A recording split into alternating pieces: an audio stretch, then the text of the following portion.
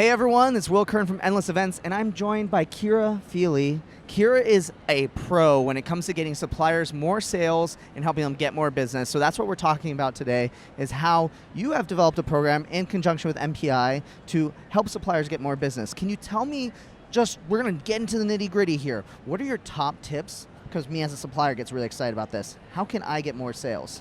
Well, I think the first thing that we need to do is get rid of that title supplier. Right? I love it. And it's really about elevating both the conversation and people's mindset to be that partner, right?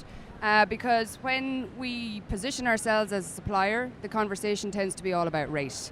And we really need to get the conversation away from rate in this industry. It's about the value that you bring to the business. And a lot of the work that I do in both the program with MPI, but in my own business life, is in really helping people to change their habits and change their mindset and realize the value that they bring to the table.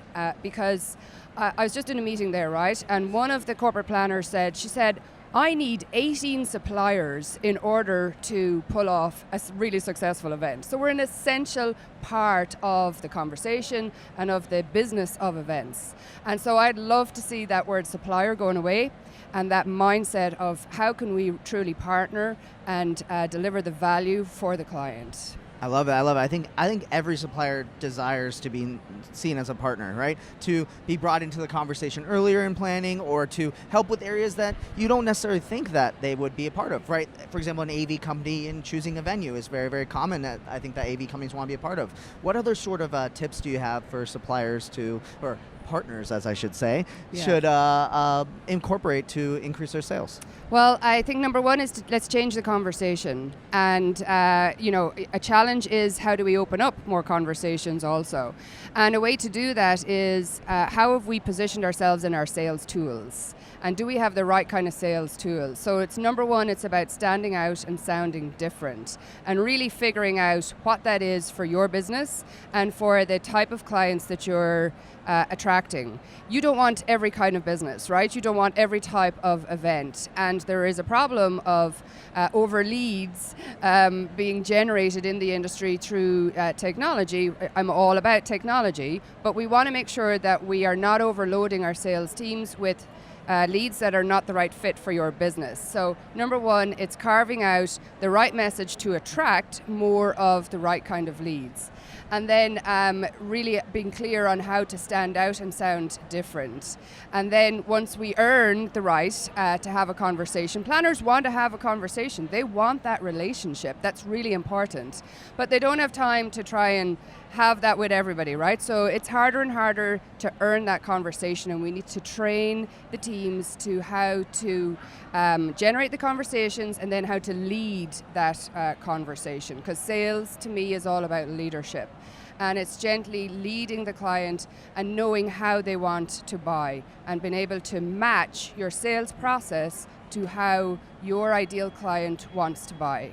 I love that. I'm talking to clients all the time, and they're saying, oh, I don't have time. Here's just a spec sheet of information, right? And we feel commoditized when we do that, right? And that's where we want to move to the beyond partner. But I love that. How can we create good conversations and then also position those conversations in the right way to make it worth it for them, right? Yes, yeah. And it's, do we have a sales team in our industry that are skilled in getting the conversation away from rate? Like, I understand budget is important, but delivering value is even more important.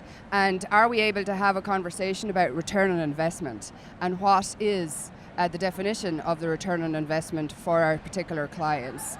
And can our team really show how they can help deliver that return? And do they have the mindset in seeing that they're not just about having a conference room that fits 400 people, or the latest in technology, or an all-in-one agency? You mentioned the word commoditization. That has happened in our industry, but we've let that happen.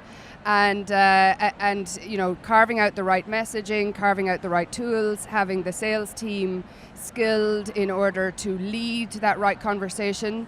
And I've made it easy. I've made it easy for people. I've created a list of what I call killer questions. You can't leave it at that. What are these killer questions? I gotta know. This is what teams need to really lead that conversation, right? So questions such as, what are the goals of this event? Do you really understand that? Because if you don't, how can you possibly turn around and sell them something, right? So how do we start with what's the end game of this event? What's going on in the business of the planner? And that takes time to really change somebody's mindset on that, to see how they fit into the equation in that. And so with MPI, we've created this venue sales certificate program. And through a process of 4 online deliveries of a course that lasts an hour and a half each time of live interaction, we can help people to change their mindset and to, very importantly, implement. It's about implementing what you hear. So each week you have, in between the sessions, you have a week to implement it, and then come back to me and say, look, this is what I tried, Ciara. Maybe we need to tweak things a little bit, or they have a great success story. Ooh. Yeah, I was going to ask about success stories, actually, because I love that format of, let's not just learn, let's go and do, right? Because there's so much we can learn but not actually implement. But I'm sure you've seen some crazy success stories and ideas that have come out of the program. Can you tell me maybe like example of one where someone took something you implemented and then, boom, just launched it and you're like, wow, I'm so proud? Yeah. Well, we had a really great success story with the last venue sales certificate program. It was Brian from Calgary Convention Centre, and he won business worth $5 million. Wow. And he was only the second week into it, and we were just after running the live session on how to lead a high converting conversation with a client. And this is a conversation that is of interest to the client, right? Unfortunately, here at IMEX, there's going to be a lot of sales pitches. People do not want to listen to a sales pitch anymore. And it's up to you to really carve out that conversation to get the buyer to want to tell you what's of interest to them and how what's going to help them to make a decision to work with your venue, your agency, your AV company, your communications company, whatever that might be. But Brian told me himself, he said, Ciara, he said, I tried out the questions in a site inspection. Now, obviously, Brian had done a lot of the hard work in advance. It was a big piece of business. It took a lot of work to get it to the site inspection stage. But he knew that he had really big competition, and he tried out the killer questions, and he said, Ciara, I could feel the client getting closer to me. And he knew that gave him the edge, and that helped to get it over the line. I love it. It's like that leaning in that happens when someone feels truly comfortable with the idea of working with you. Yes. I think you bring up this really interesting idea of no longer does a sales pitch work, right? These canned decks that you give over and over again. And we talked a little about that in one of our other interviews was you have to customize everything these days. Yes.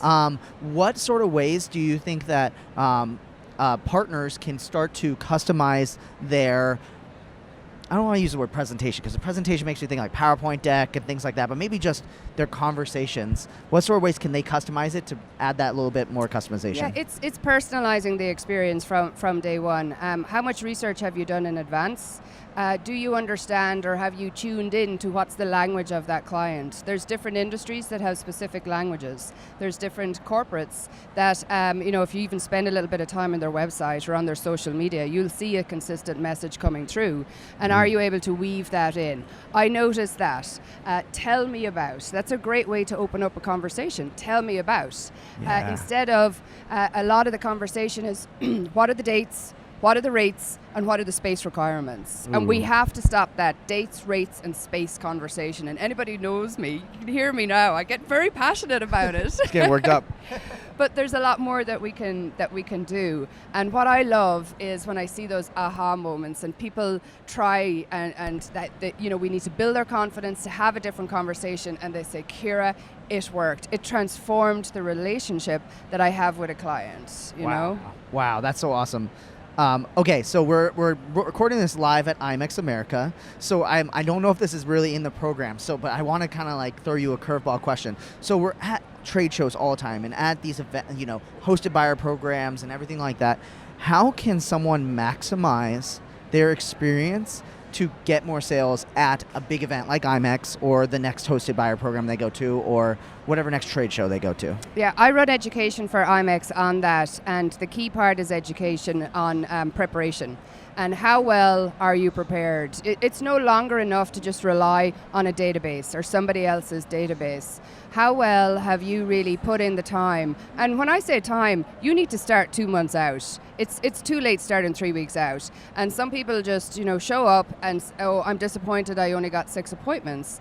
And that a lot of the time is due to the lack of preparation. So there's key areas that you can focus in on. Number one, getting that messaging right. You're going to hear that theme coming through. Once we get that messaging right, it can be used across the board in setting up your own sales blitzes, in attending shows like this, and in getting the more face-to-face conversations with clients. So how do you stand out and sound different? Show a bit of your personality. Be a little bit quirky if you are quirky, and you're going to attract more of those kind of clients. Your subject line in your emails, for example, is going to dictate whether it's going to be boring or not.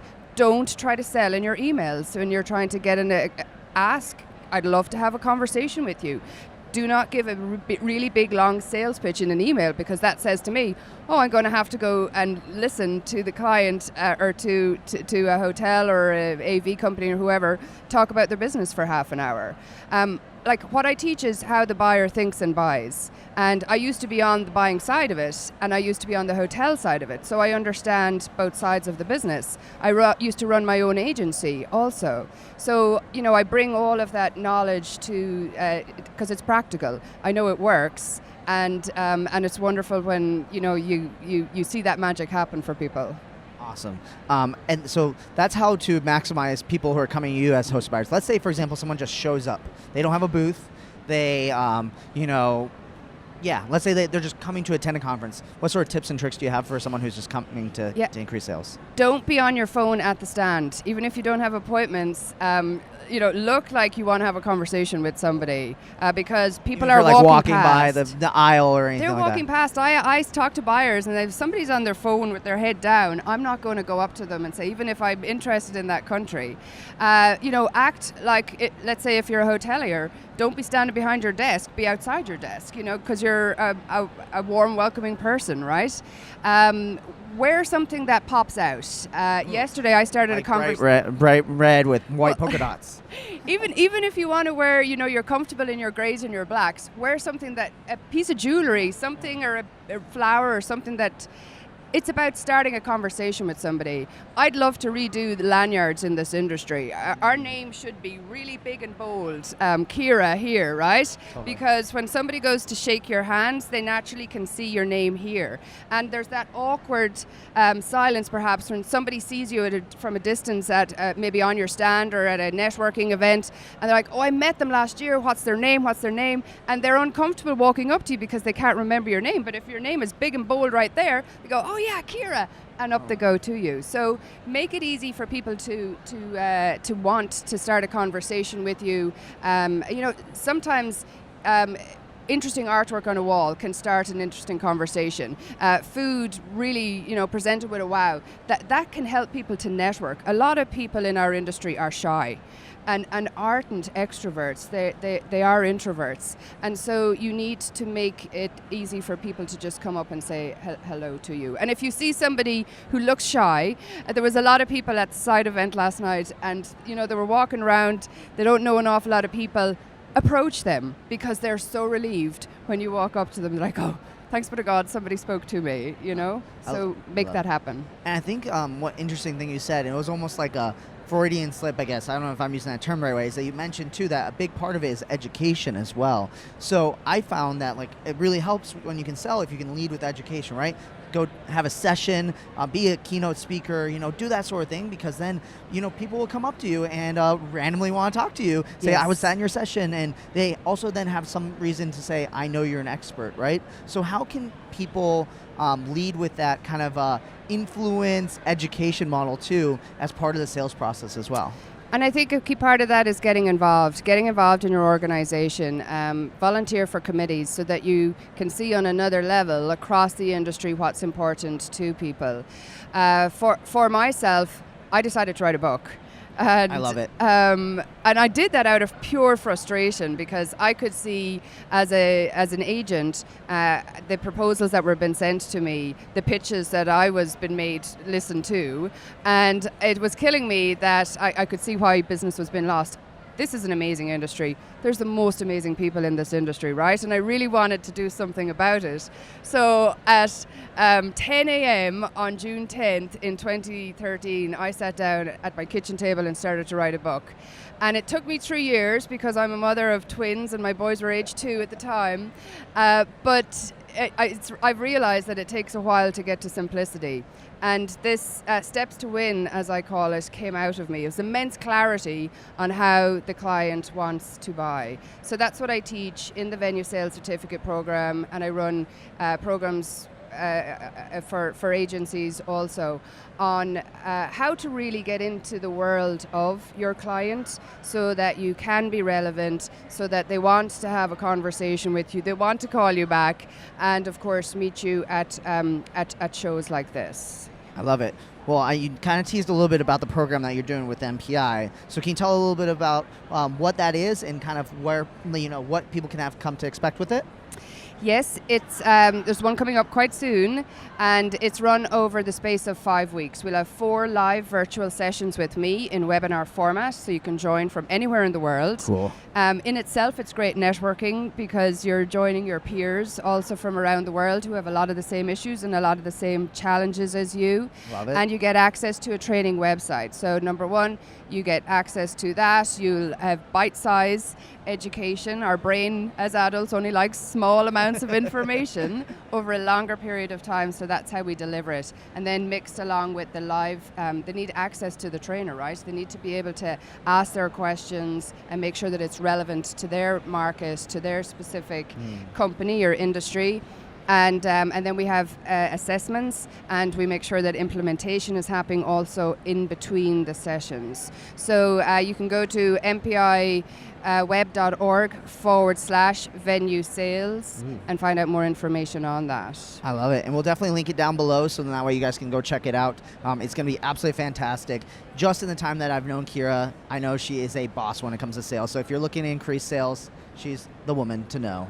Ciara, thank you so much for being on the interview today, and we'll look forward to seeing your course and learning more from you. Thank you. Well, I'll be broadcasting from Ireland. Oh, so, yes. So that's where I'll be soon. Goodbye, everybody. Thanks.